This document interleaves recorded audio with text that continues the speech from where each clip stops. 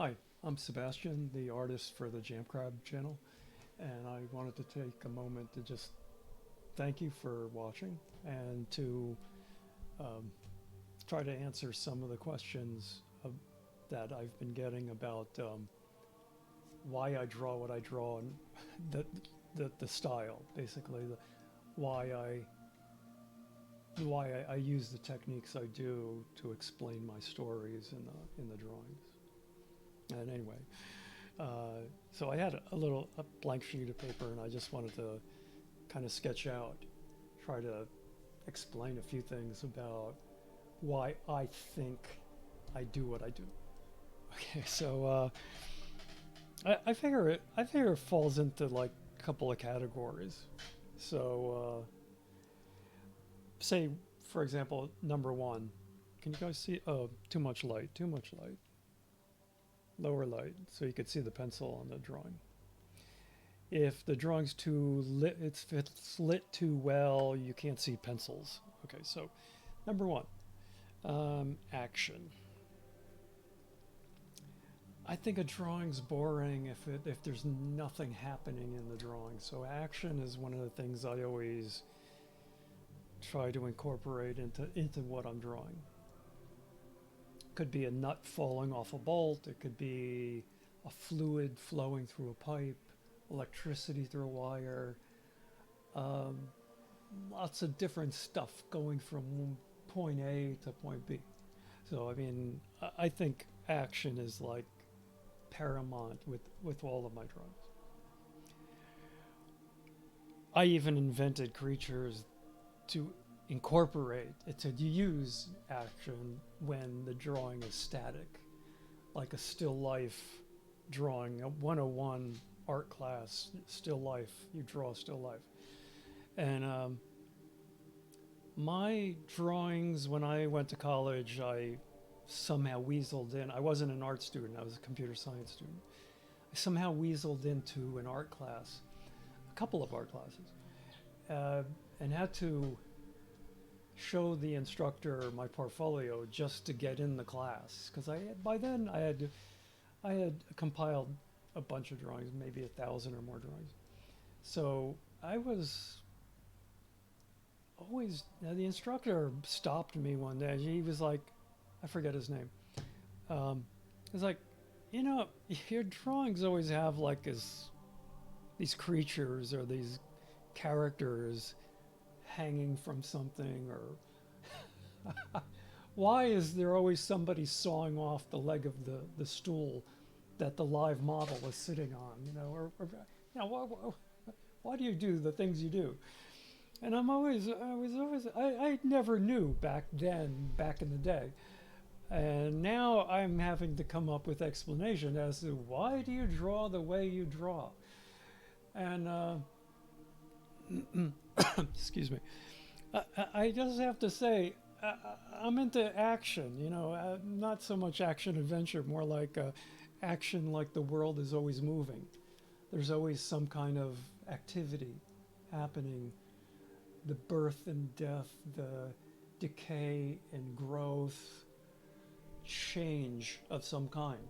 There's always some kind of a change happening. So you could put that in the category of action. So, and then there's always the number two, I would say there's a category of an increase and decrease of particular things, the cells growing, or the money in your bank account, or political, the power of geopolitics, or so many things change. Uh, Not only physical, there's emotional change and mental change and all kinds of stuff. So I think that's basically, I could put why I draw what I draw into these two categories. Um, okay. So I wanted to show, okay, this is my spin, all right, in actual graphic form. Okay, so action, there's always say a pipe of some kind with the fluids flowing out of the pipe. It could be liquid, it could be whatever, it could be a truck with the boxes falling out.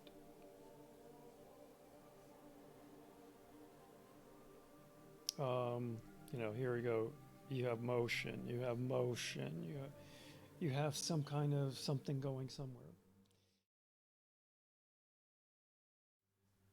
It could be smiley face, frowny face, an emotion change. You went from happy to sad. Always something happening. Change.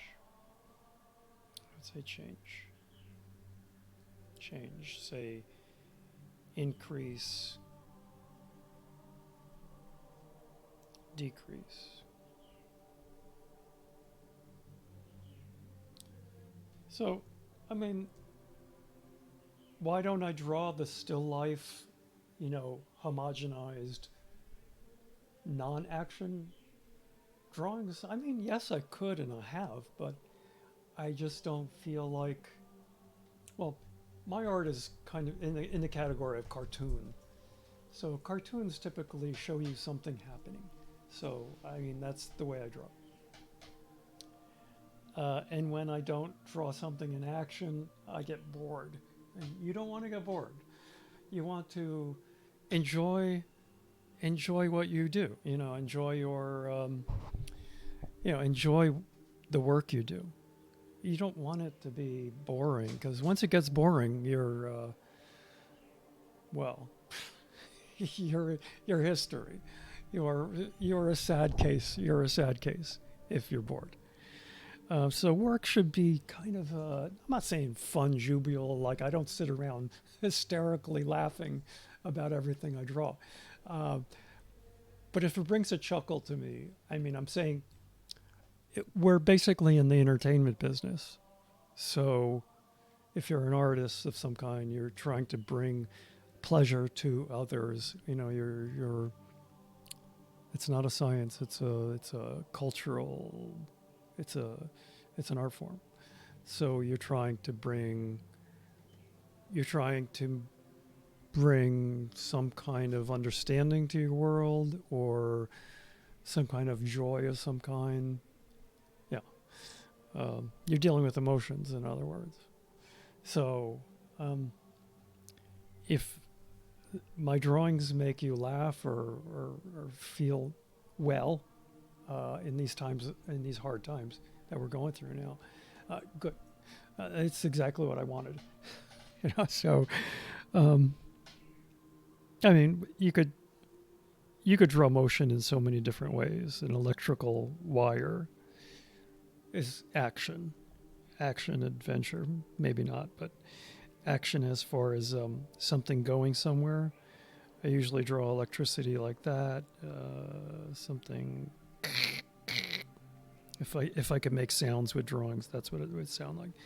So you're making a something move. I mean, say here's point A, here, the opening of the pipe, and then where it falls on the floor, this happens to be goop instead of a liquid. This is very viscous material. So this is point B. All right, and you got it to go from A to B. And this is where B is down here. So okay, that's how I scribble it. So to finish up, I mean, change, action, and change is what I was trying to convey to you. Um, you know, you have happy face, you have frowny face. It's the emotional change. It's the liquid in a flask. It's not a very appropriately drawn flask, maybe. And then you have heat in relationship to a liquid, and you have a gas going up. Okay, so you have a it happens in all the drawings. And just to let you know, there'll be no still life drawings. And if there is, look for something that's going to pop up out of somewhere. A lot of times we categorize our drawings because we're dealing with so many different topics. It could be technology history. It could be a story somebody told us. A vast gamut of stories. So if you wanted to know which category we're falling into for this particular drawing, look for the tag. Look for the tags. There'll always be a tag, not necessarily on fire like this one, but there'll always be a tag on something, usually tied to something somewhere, tied to something on the drawing.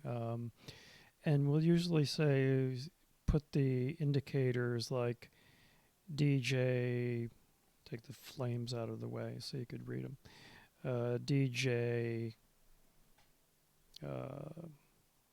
33 or something to that effect, or Whippy WL, Whippy Leaks, or S for Story, P for Portraits, and so on and so on. We'll usually tag our drawings so that you'll know approximately where this is going.